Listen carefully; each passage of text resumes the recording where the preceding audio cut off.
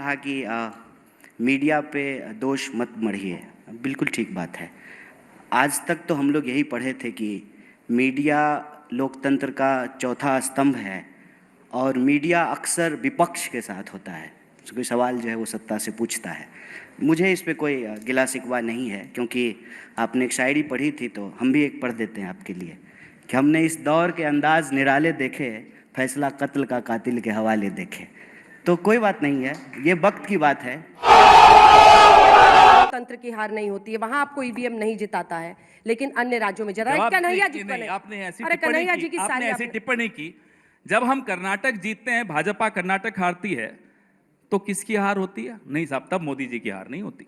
तब अंजना जी के मुंह पर ऐसे शिकन्ने आ जाती है जब उनको कहते हैं मोदी जी हार गए। नहीं साहब, मोदी जी नहीं हारे। पवन जी, कर्नाटक के मुख्यमंत्री हारे हैं। पवन जी, एक सेकंड नहीं, एक सेकंड अब आपको सुनना होगा, क्योंकि आप ये नहीं, ये स्टेज आप हाईजैक नहीं कर सकते। आई एम सॉरी, नहीं, आप हाईजैक कर रहे हैं, आप हाईजैक कर रहे हैं, क्योंकि वहां पर मुख्यमंत्री के चेहरे पर बीजेपी चुनाव लड़ी थी। की शाम को कहते हैं कि मुख्यमंत्री के चेहरे पर चुनाव लड़ी, हार जाती है तो लोकसभा में कोई असर नहीं पड़ेगा। जब असली रिजल्ट आता है तो कहते हैं साहब आज अच्छा हुआ। लगता है पवन जी को बाकी चैनलों पे मौका मिल नहीं रहा है, तभी माइक नहीं छोड़ रहे हैं यहाँ पे। अच्छी बात है, तो लेकिन पवन जी अपनी आवाज इतनी मजबूत करिए कि जनता आपकी बातों को समझे, उसके बाद स्वीकारे भी। खाली यहाँ पर आकर सोच रहे हैं कि 4-5 बैट बॉल खेल लूंगा, अगर मीडिया हस्तक्षेप बंद कर दे तो जनता हमारी बात सुनने को तैयार है। नहीं करता है, आप नहीं सुनने दे रहे। ये साक्षी है कि 3 यहाँ पर कांग्रेस के नेता बैठे हैं, प्रमोद तिवारी जी और कन्हैया जी को आप बोलने नहीं दे रहे हैं। हम इंतजार करते, ले आइए 6 भाजपा वालों को, चलिए लाइए। कन्हैया जी को बोलने नहीं दे रहे हैं, आज आप ही ने उनकी बोली बंद कर दी है। कन्हैया जी, कर्नाटका में जिन गारंटीज पर कांग्रेस पार्टी को इतनी बड़ी जीत मिली, जिसकी चर्चा हुई, और वहां से विद इन इंडिया गठबंधन भी कांग्रेस का कद बढ़ा, क्योंकि उसके बाद बेंगलुरु में सबसे बड़ा आयोजन किया गया इंडिया गठबंधन के साथियों का। ये कांग्रेस की जो गारंटीज थी कर्नाटक में, वो मोदी की गारंटी कब बन गई, क्यों बन गई और कैसे सफल हो गई 3 राज्यों में? पहले तो अंजना जी आपका बहुत शुक्रिया, और आज तक की पूरी टीम को कि आप लोग ये अच्छा प्रोग्राम कराते हैं। और मैं स्वागत करता हूं हमारे पार्टी के दोनों वरिष्ठ नेता का और सभी आपके दर्शकों का। आपके प्रश्न का जवाब मैं दूंगा।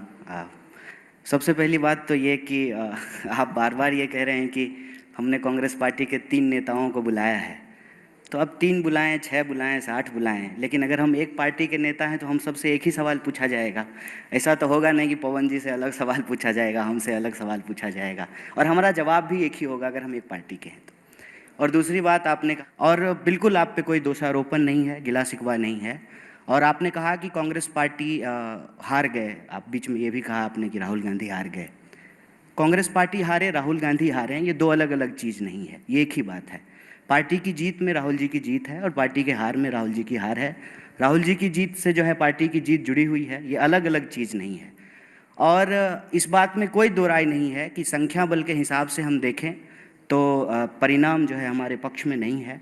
और आपने बिल्कुल सही आंकड़ा दिया है कि जो हिंदी पट्टी है उसके ज़्यादातर राज्यों में बीजेपी की सरकार है। बिल्कुल ठीक बात है, फैक्ट है। सवाल ये है कि इस देश में भारतीय राष्ट्रीय कांग्रेस एक पार्टी है जो कई सालों तक सत्ता में थी, सरकार में थी। उससे पहले जो है आज़ादी के आंदोलन में हिस्सा ली, देश को आज़ादी दिलाई, और अभी विपक्ष में है। ये एक स्वाभाविक प्रक्रिया है, जो खेलता है तो कोई हारता है, कोई जीतता है, इसमें कोई दुर्भावना वाली बात नहीं है। लेकिन मैं आपको इन सब चीज़ों के अलावे विशेष रूप से इस बात का धन्यवाद देना चाहता हूँ कि आप गारंटी शब्द लेकर के आए। और जो प्रश्न आप हमारे दोनों वरिष्ठ नेताओं से पूछ रहे थे, और पवन जी को बोलने का हमसे ज़्यादा बिल्कुल हक है, क्योंकि वो हमारे मीडिया चेयरपर्सन हैं, मीडिया डिपार्टमेंट को हेड करते हैं, तो स्वाभाविक रूप से उनको ज़्यादा बोलना चाहिए। लेकिन हम आए हैं यहाँ पे इनके साथ इसलिए कि हमारे पास आज इस देश को देने के लिए एक अल्टरनेटिव है, एक मॉडल है। और आपने चाहे मतलब ट्रोल करने के लिए ही सही या आरोप लगाने के लिए सही, आपने एक बड़ी अच्छी शब्द का इस्तेमाल किया कि कांग्रेस पार्टी की गारंटी की वजह से कर्नाटका में हमको जीत मिली। तो वो जो गारंटी थी वो मोदी जी की गारंटी कैसे बन गई? और मेरा ये मानना है कि कांग्रेस पार्टी ने इस देश में एक टेम्पलेट सेट किया है। टेम्पलेट ये सेट किया है कि इस देश में सरकार और जनता के बीच में एक संबंध है।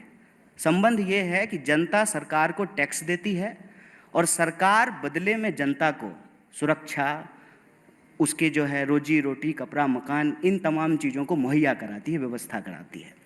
धीरे धीरे ऐसा माहौल बनने लगा था देश में कि हम लोग टैक्स तो दे रहे हैं, लेकिन सरकार क्या देगी ये तय नहीं हो पा रहा था।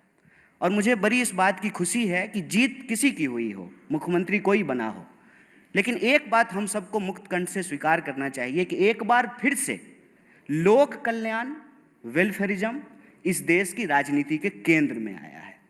पहले क्या था ना कि दिन भर हिंदू मुसलमान की बहस में रोजी रोटी, कपड़ा, मकान कहीं छुप जा रहा था। अब तो ये बहुत अच्छा हुआ ना अंजना जी कि हमने कहा कि हम 500 में सिलेंडर देंगे, मोदी जी ने कहा कि हम 450 रुपया में देंगे। तो अब विपक्ष की तरह जो है हमारे पास ये काम है कि कल को हम सिलेंडर लेकर के दिल्ली की सड़कों पे जाएं और मोदी जी से पूछें कि आप चुनाव के वक्त बोले थे कि हम 450 में सिलेंडर देंगे, तो कब दीजिएगा। ये है देश को आगे ले जाने वाली बात, ये है सकारात्मक राजनीति कि अगर हम इस देश में एक टेम्पलेट सेट कर रहे हैं कि हम बोल रहे हैं कि अगर इस देश में एमपी को, यहाँ हमारे मेंबर ऑफ पार्लियामेंट बैठे हुए हैं, अगर उनको पेंशन मिल सकता है तो इस देश में कांस्टेबल को कहीं नहीं क्यों नहीं मिल सकता है, टीचर को क्यों नहीं मिल सकता है, जो सरकारी नौकरियां करते हैं उनको क्यों नहीं मिल सकता है। अब ये टेम्पलेट सेट हो रहा है कि हम कह रहे हैं कि अगर आप इस देश के बड़े कॉरपोरेट का कर्जा माफ कर सकते हैं, 10,60,000 करोड़ रुपया आपने माफ किया है, और आपने किसान निधि के तहत 2,60,000 रुपया किसानों को दिया है, तो ये बेईमानी क्यों? देश के मुट्ठी भर जो है उद्योगपतियों को, व्यापारियों को आप 10,60,000 करोड़ रुपया दे रहे हैं और देश के किसानों को मात्र 2,60,000 करोड़। तो मेरा मानना है कि जीत किसी की भी हो, अल्टीमेटली इस चुनाव में और इस चुनाव के बहस में एक एजेंडे की जीत हुई है। और ये एजेंडा किसका है? वो एजेंडा है सरकार के तौर पे आपकी जिम्मेवारी क्या है, जनता के तौर पे किसकी भागीदारी हो रही है और किसकी भागीदारी नहीं हो रही है। महिलाओं को चाहे डायरेक्ट कैश ट्रांसफ़र हो, उनका खाता खुलना हो, सबको पक्का मकान दिलाना हो, 5 किलो अनाज हो, तो ये तो पुराने नेता हैं कांग्रेस के, आपको बताएंगे। इसमें से कोई ऐसी योजना नहीं है जिसकी नींव कांग्रेस पार्टी के द्वारा नहीं रखी गई। इंदिरा आवास योजना के तहत गरीबों को पक्का मकान बनाया जाता था, पीडीएस सिस्टम के तहत जो है गरीबों को जो है अनाज दिया जाता था, और डायरेक्ट कैश ट्रांसफ़र करने के लिए इस देश में आधार की योजना लाई गई। पहली बार ऐसा हुआ कि बायलैटरल एंट्री से कांग्रेस पार्टी एक ब्यूरोक्रेसी का सिस्टम लेके आई कि हम आधार कार्ड बनवाएंगे, सबका खाता खुलवाएंगे और डायरेक्ट कैश ट्रांसफ़र करेंगे। और मैं आपको याद दिला दूं कि 2019 में कांग्रेस पार्टी का जो एजेंडा था उसमें राहुल जी ने बार बार एक योजना की बात की थी, उन्होंने न्याय की बात की थी कि पूरी दुनिया में जब यूनिवर्सल इनकम की बात हो रही है, अगर हम ये कह रहे हैं कि दुनिया में भारत जो है फास्टेस्ट ग्रोइंग इकोनॉमी है, 5 ट्रिलियन की इकोनॉमी हम बन जाएंगे, तो फिर हमको ये देखना पड़ेगा कि धन का बंटवारा क्या है। जैसे अगर हम ये देखेंगे ना, अगर हम आज तक चला रहे हैं मान लीजिए, या ललन टॉप चला रहे हैं, तो अंजना जी को कितना सैलरी मिल रहा है, और अंजना जी का दफ्तर साफ करने वाला जो स्वीपर है उसको कितनी सैलरी मिल रहा है। एक अंजना जी की सैलरी में कितने ड्राइवरों को सैलरी मिल सकता है। ये जो धन का बंटवारा है ये देखना पड़ेगा, क्योंकि आंकड़ा ये कहता है कि इस देश में 1% लोगों के पास 99% प्रॉपर्टी अकोमुलेट हो गई है। तो 99% जो लोग हैं उनके पास जो है दोबारा रोजी के लिए, रोजगार के लिए, शिक्षा के लिए, कपड़े के लिए, उनके बच्चों के जो है भविष्य के लिए सरकार क्या उपलब्ध कराएगी। और मैं बहुत खुश हूं इस बात से, चुनावी परिणाम जो भी हो, कि एजेंडा कांग्रेस पार्टी का जीता है। और आप जान लीजिए कि जाति जनगणना का प्रश्न जो कांग्रेस पार्टी उठाई, उसमें किसी जाति को किसी जाति से लड़ाने का सवाल नहीं है, सबकी भागीदारी सुनिश्चित करने का सवाल है। आपका छीन करके किसी को नहीं दे देना है, लेकिन जिसको नहीं मिल पा रहा है वेल्थ का रीडिस्ट्रीब्यूशन कैसे करेंगे, ये सारे एजेंडे राजनीति में आए हैं। देश के नौजवान इस पे बात कर रहे हैं, और विपक्ष ने जो यह सवाल उठाया, जो गारंटी की बात की, फ्री बिजली देंगे, महिलाओं को फ्री बस यात्रा कराएंगे, 500 रुपये में सिलेंडर देंगे, डायरेक्ट कैश ट्रांसफ़र करेंगे, किसानों का कर्जा माफ़ करेंगे, जो लोन लेकर के स्टूडेंट पढ़े हैं उनका लोन कम करेंगे, रोजगार की गारंटी करेंगे, यूनिवर्सल इनकम के आधार पर न्याय योजना लेकर के आएंगे। इन सवालों से ये हुआ है कि मोदी जी को भी राजस्थान में कन्हैया लाल करते करते ये कहना पड़ा कि हम 450 में सिलेंडर देंगे। और जब एक बार मोदी जी ने कह दिया तो जो सवाल पूछ रहे थे प्रमोद जी, वो सवाल अब हम भी पूछ सकते हैं फिर से कि आपने तो कहा था कि हम 15 लाख आपके खाते में पहुंचाएंगे, हर साल 2 करोड़ नौकरी देंगे, आपने कहा था कि 2022 तक पक्का मकान बना देंगे, बुलेट ट्रेन कब चलेगा। क्या बात है। तो देश के लोगों का सवाल राजनीति के केंद्र में रहेगा और हमारा मानना है कि इस परिणाम को ऐसे देखना चाहिए कि कांग्रेस पार्टी ने जो टेम्पलेट सेट किया है इस देश में वेलफेयरिज्म का, भागीदारी का, सबके न्याय का, उसकी जीत हुई है।